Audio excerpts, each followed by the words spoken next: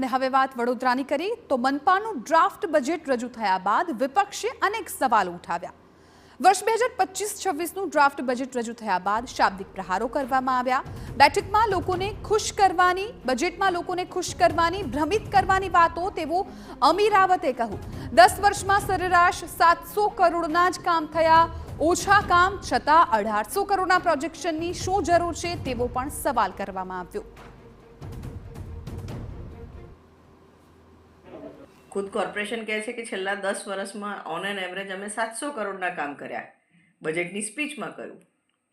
તો પછી પ્રોજેક્શન દર વખતે 1800, 1700, 1500 કરોડનું કરવાનો મતલબ શું?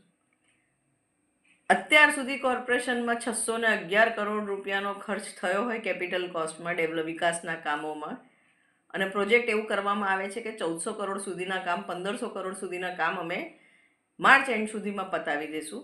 તો આ ફિગર્સ જ રિયલિસ્ટિક નથી લાગતા ને નાગરિક બી સમજી શકે। 9 મહિનામાં જો તમે 611 કરોડનું કામ કર્યું હોય તો આવનાર બીજા 3 મહિનામાં તમે સીધા 1200-1500 કરોડ રૂપિયા કેવી રીતના વાપરવાના છે? મંગાવાયા છે તેવું પણ અમીર રાવતે કહ્યું। છેલ્લા 30 વર્ષમાં વિપક્ષની એક દરખાસ્ત ન સ્વીકારાઈ, વર્ષમાં 450 દરખાસ્ત છતાં એક પણ મંજૂર ન થઈ। વખત ઇન્ક્લુઝિવ બજેટની વાતો કરે છે અને લોકોના અભિપ્રાય લેવાની વાત કરે છે, પણ અમે 30 વર્ષથી વિપક્ષ તરીકે દર વર્ષે 450 થી 500 સૂચનો આપીએ છીએ, દરખાસ્ત ચડાવીએ છીએ। સૂચન બી નહીં, અમારી તો દરખાસ્ત હોય છે કે આ કરવું જોઈએ શહેરના હિતમાં, પણ આટલા વર્ષમાં અમારી કદાચ એક દરખાસ્ત માન્ય નથી રાખી।